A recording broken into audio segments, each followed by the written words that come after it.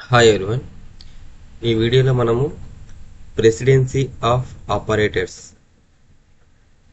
అంటే ఏంటో తెలుసుకుందాం. సో ముందుగా అసలు ఎక్స్ప్రెషన్ అంటే ఏంటో కూడా తెలుసుకుందాము. So an expression is defined as a combination of constant variables and operators.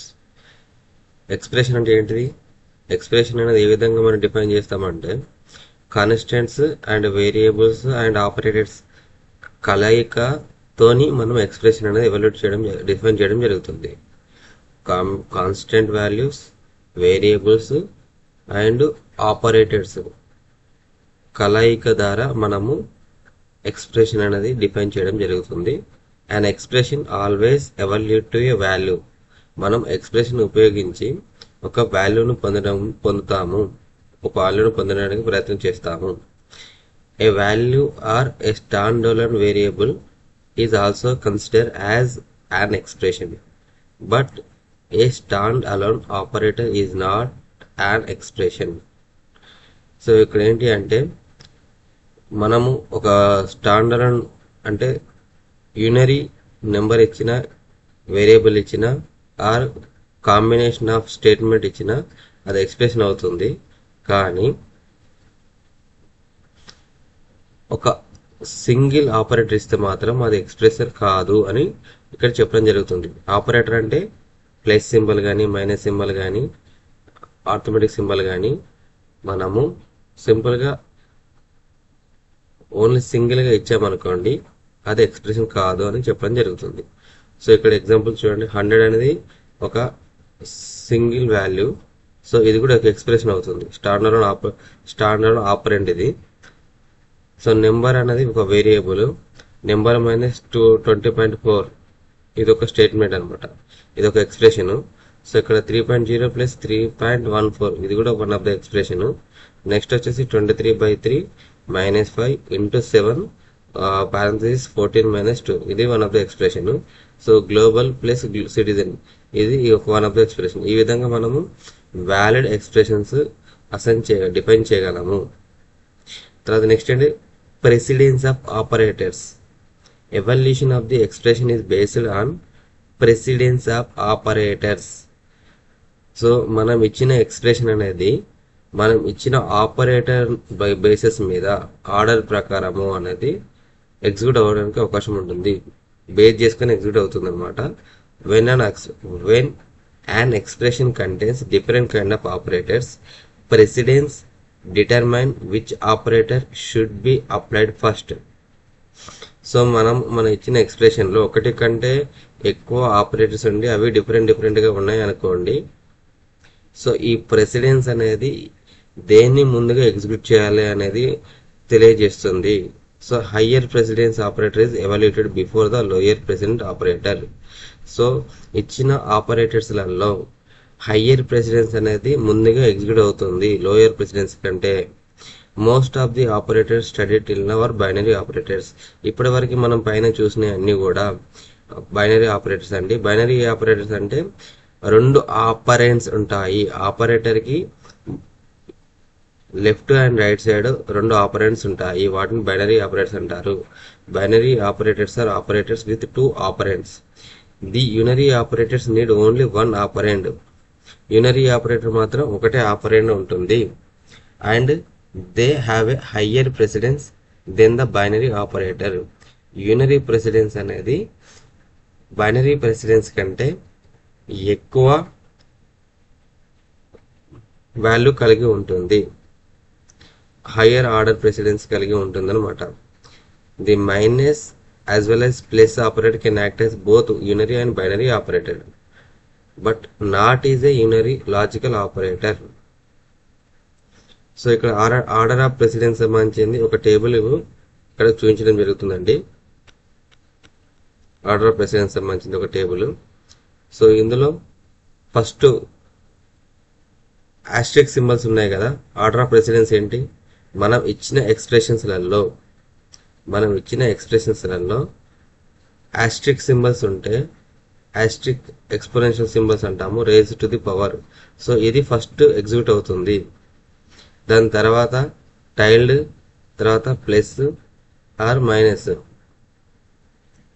So ఇది సెకండ్ ఆర్డర్ కలిగి ఉంటుంది. Complement, unary plus and unary minus.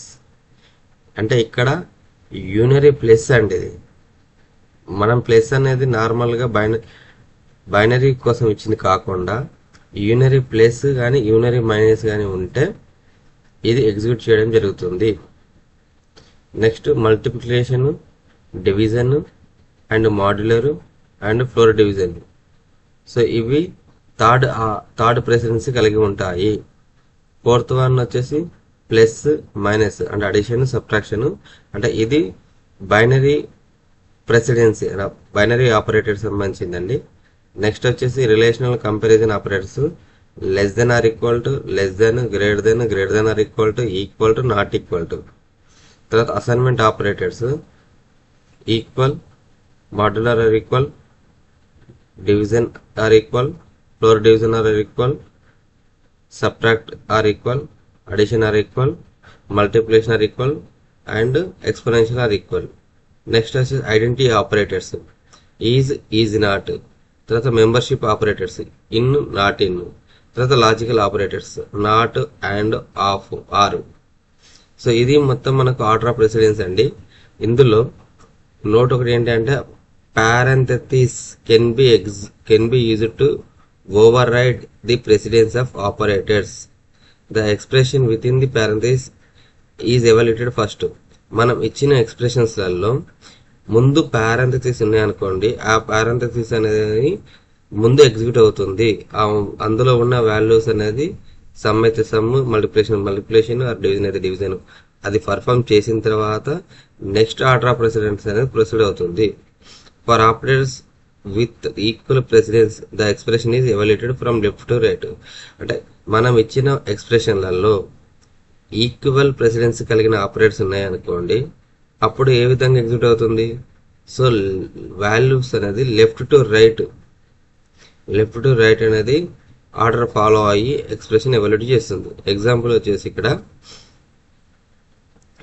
చూడండి.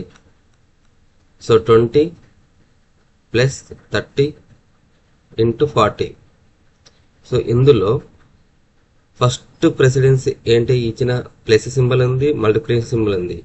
సో మనకి ఇచ్చిన ఆర్డర్ ఆఫ్ ప్రెసిడెన్స్ ప్రకారము మల్టిప్లికేషన్ అనేది హయ్యర్ ప్రెసిడెన్స్ కలిగి ఉంటుంది. కాబట్టి 30 మల్టిప్లికేషన్ 40 ఈ రెండు కూడా ఆపరేషన్ పర్ఫామ్ చేసి వచ్చిన రిజల్ట్ అనేది 20తో సమ్మేషన్ అయ్యి మనకి అవుట్పుట్ అనేది రావడం జరుగుతుంది. So 20 plus 30 into 40. So 30 into 40 1200.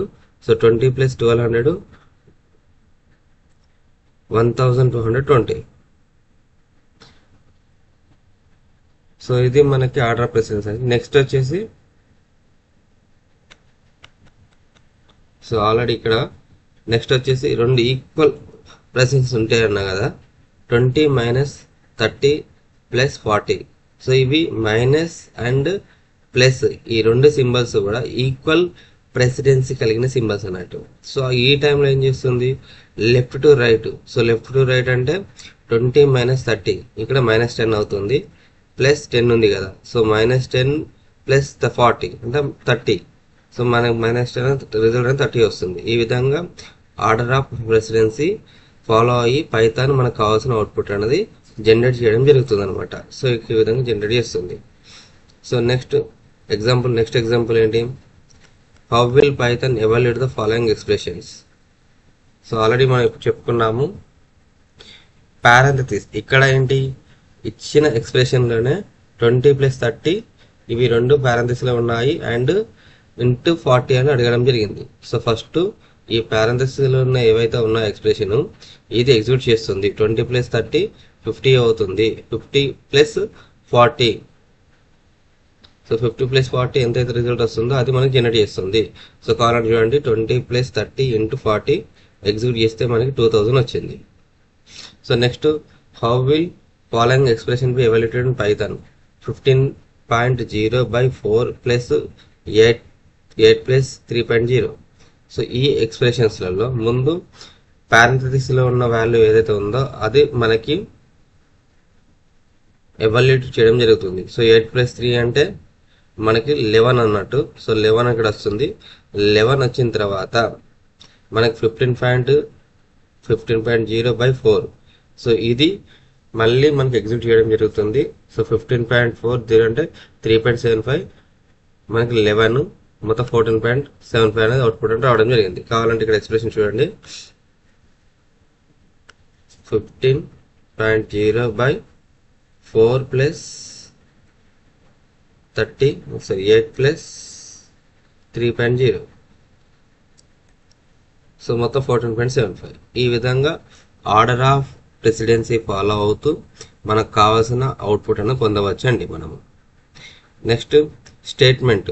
So expression అంటే ఏంటి? ఎక్స్ప్రెషన్ అంటే constant and variables combination of operators ని మనం ఎక్స్ప్రెషన్ అన్నాము. సో స్టేట్మెంట్ కూడా స్టేట్మెంట్ అనేది in Python a statement is a unit of code that the interpreter can execute. Python statement అనేది ఒక యూనిట్ ఆఫ్ కోడ్ అండి. అది పైథాన్ ఇంటర్ప్రిటర్ అనేది ఎగ్జిక్యూట్ చేస్తుంది. సో ఇక్కడ ఎగ్జాంపుల్ x=4 అన్నాను, క్యూబ్ x⁻³ అన్నాను. సో ఇక్కడ జనరేట్ చేస్తే మనకి ఫస్ట్ x అనేది 4 అసైన్ చేయడం జరిగింది. నెక్స్ట్ క్యూబ్లలో x⁻³ మల్టిప్లికేషన్ రేజ్ అయ్యి క్యూబ్ అనే వాల్యూలో రిజల్ట్ ప్రింట్ చేయడం జరిగింది. సో ఇక్కడ స్టేట్మెంట్ ఏ విధంగా రాసాను? x value is x and cube value is cube. So ఈ విధంగా మనం రాసి ఎగ్జిక్యూట్ చేస్తే అవుట్పుట్ అనేది x value is 4 and cube value is 64. So ఇట్లా మనకి అవుట్పుట్ అనేది ప్రింట్ చేస్తుంది. దీని స్టేట్మెంట్ అంటాము. సో మన నెక్స్ట్ వీడియోలో ఇన్పుట్ అండ్ అవుట్పుట్ అంటే ఏంటో తెలుసుకుందామండి. సో ఈ వీడియో మీకు నచ్చితే లైక్ చేయండి, షేర్ చేయండి, సబ్స్క్రైబ్ చేసుకోండి. Thank you to all.